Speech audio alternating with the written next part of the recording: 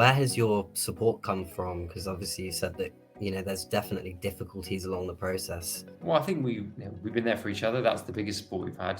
You always go in ups and downs, and when one's feeling a little bit down, the other one can pick you up, and vice versa. But we're also very fortunate to have great support networks in our, in our general lives, whether that be our family or our friends who are all extremely supportive and by our side through this process. And for me, places like my employment, I've given the same, parental package that you'd expect if you were, having a baby yourself or adopting a baby. It's all the same, and so it's really nice to know that despite my identity and the fact that I have to have a child in this way, I'm still able to get all the same things as anybody else from my workplace. So yeah, we've been very fortunate. Jake and I have had a lot of support, both in the run up to and during having kids. What advice would you give to parents bringing up or thinking about bringing up children in, open and supportive environments? I think just listen to your child. That's all I wanted when I was a kid, was to be listened to. And I grew up in a time when there was no internet, where there was no mermaids charity, where there was no real information and no knowledge of what it was to be transgender. It was like, I don't think the word transgender even existed back in kind of 80s and 90s London. And all I wanted was to be heard. I was telling my mum and dad from the age of about 2.5 or 3 that I was a boy, and all of my birthday cards and Christmas cards that I wrote to my mum and dad were signed like Frank or Charles or Steve. And